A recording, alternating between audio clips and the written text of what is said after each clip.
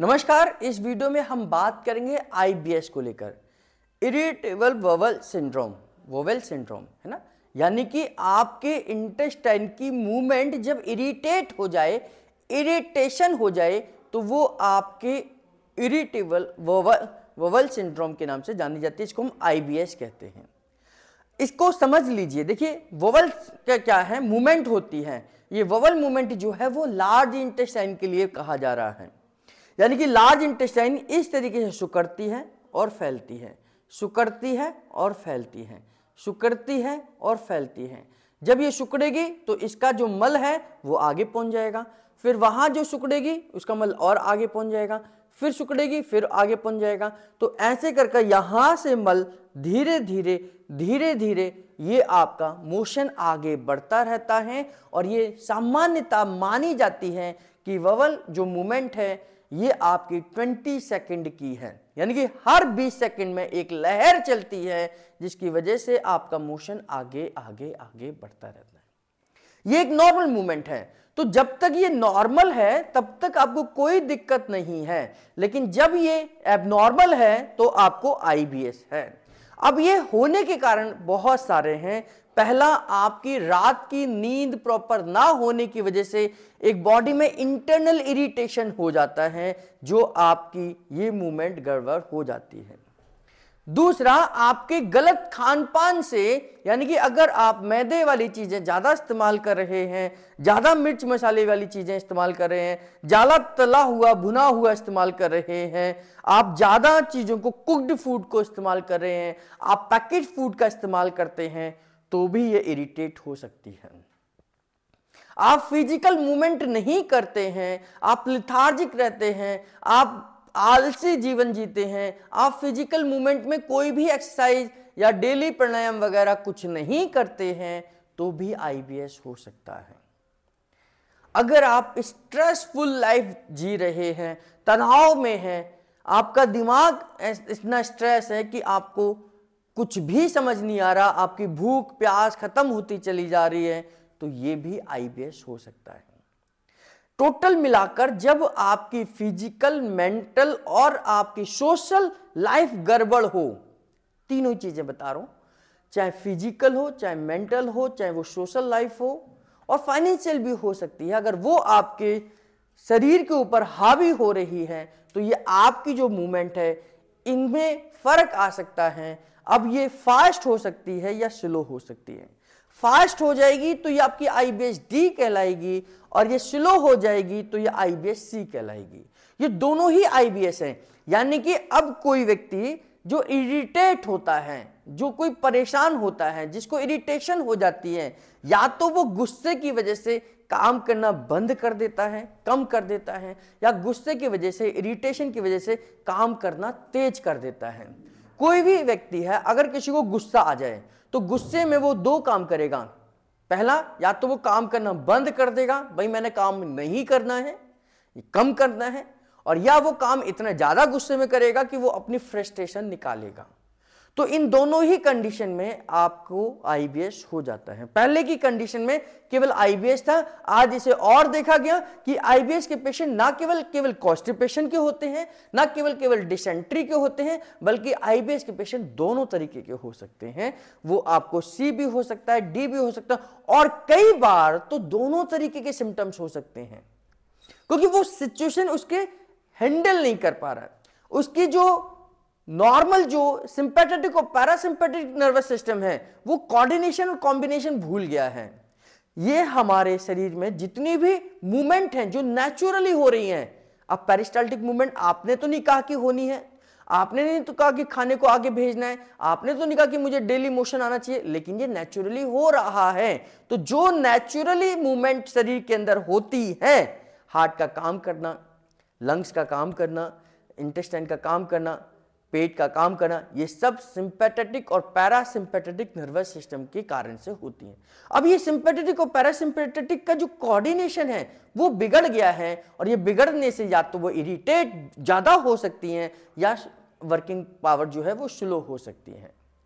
तो आज हम बात करेंगे इसमें ट्रीटमेंट में, तो सबसे पहले इस इरिटेशन को खत्म करना है, और इस इरिटेशन को हम न्यूरोथेरेपी में 2 फॉर्मूले जो हमारे केमिकल ट्रीटमेंट है उनका इस्तेमाल तो करेंगे ही करेंगे।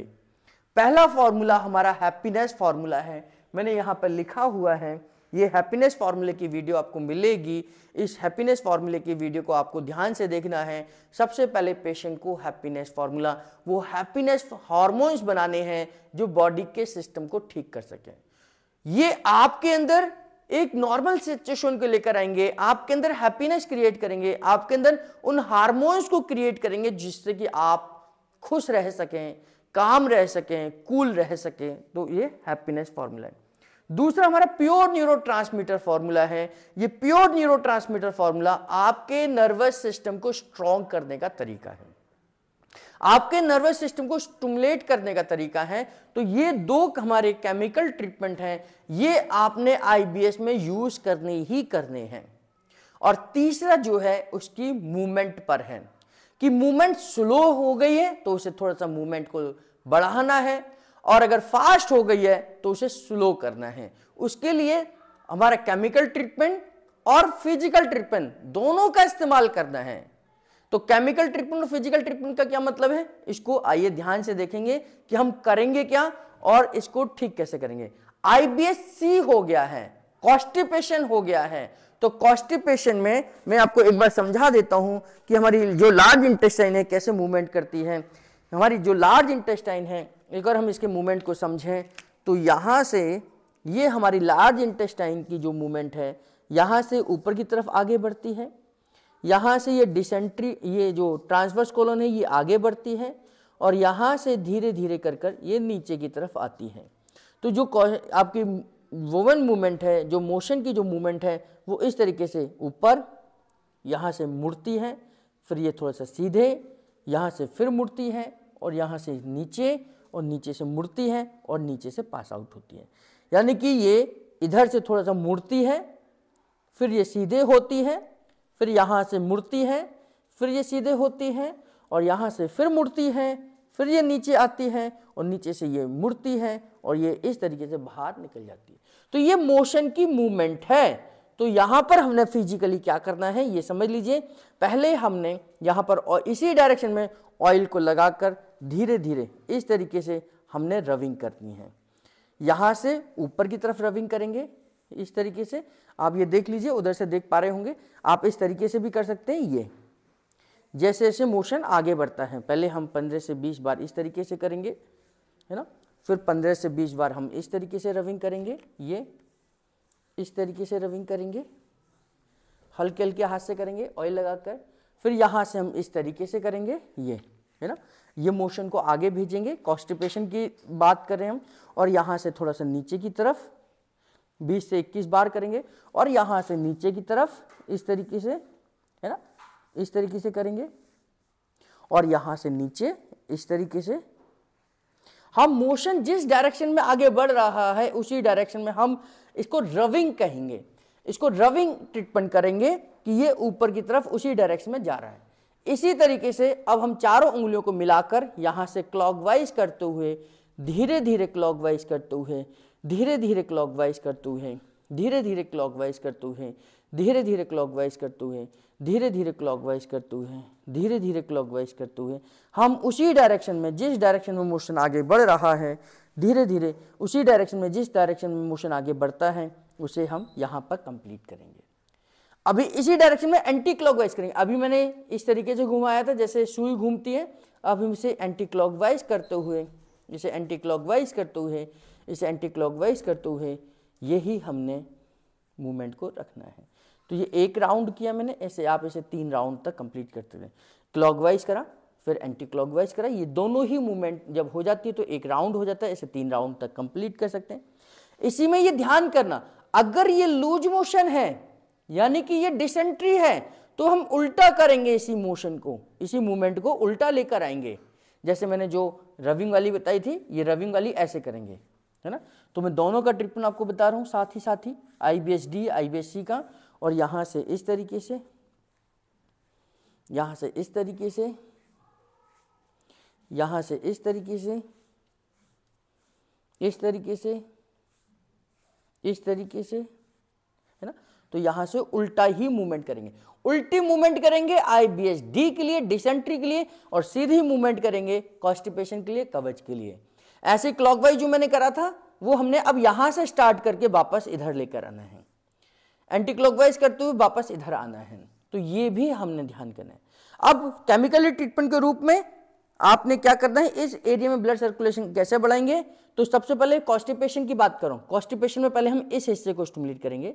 इस हिस्से को स्टिमुलेट करने के लिए कोहनी से लेकर कलाई तक मैंने बहुत सारी वीडियोस में बताया है, कि यहाँ से 3 पॉइंट का इस्तेमाल करेंगे, 1 2 3, और हर पॉइंट को 6 सेकंड का देंगे। ये जो तिरछा भाग स्टिमुलेट होने के बाद ये सीधे भाग को स्टिमुलेट करना है। तो सीधे भाग को स्टिमुलेट करने के लिए इस हाथ को नीचे लेकर आएंगे और इसे आपके घुटने से लेकर 3 पॉइंट बनाएंगे, 3 2 1, कोहनी से 3 पॉइंट बनाएंगे, कोहनी से कलाई के बीच में 3 पॉइंट, 3 2 1। तो दोनों को 6 सेकंड का प्रेशर देंगे, 1 2 3 4 5 6, फिर दूसरे पॉइंट को भी 6 सेकंड, फिर तीसरे पॉइंट को भी 6 सेकंड। तो इससे हमारा ये भाग स्टिमुलेट होगा। अब हम इस भाग को स्टिमुलेट कर रहे हैं, ये तिरछा वाला भाग जो है। तो यहाँ पर हम इसका अपोजिट डायरेक्शन में, यानी कि लेफ्ट लेग में पूरा का पूरा 6 सेकंड का प्रेशर देंगे, 1 2, ऐसे 6 सेकंड का प्रेशर देंगे। इस 6 सेकंड के प्रेशर से ये भाग स्टिमुलेट होगा। अब हम ऊपर के हिस्से को स्टिमुलेट कर रहे हैं। ऊपर के हिस्से को स्टिमुलेट करने के लिए घुटने से ऊपर 3 पॉइंट हैं, 1 2 3। तो 6 सेकंड का प्रेशर तीसरे पॉइंट पर, 1 2 3 4 5 6, फिर बीच वाला पॉइंट, फिर ये वाला लास्ट वाला पॉइंट। तो ऐसे 6 सेकंड का प्रेशर यहां देंगे 3 पॉइंट में, तो ये वाला हिस्सा स्टिमुलेट होगा। अब हमने ये वाला हिस्सा स्टिमुलेट करना है, ये तिरछा वाला हिस्सा। तो ये हमारा लेफ्ट साइड में जा रहा है, तो राइट साइड के पैर में बीचों बीच 6 सेकंड का प्रेशर देंगे, है ना। 6 सेकंड का प्रेशर देंगे तो ये हिस्सा स्टिमुलेट होगा। अब हम इस हिस्से को स्टिमुलेट करेंगे।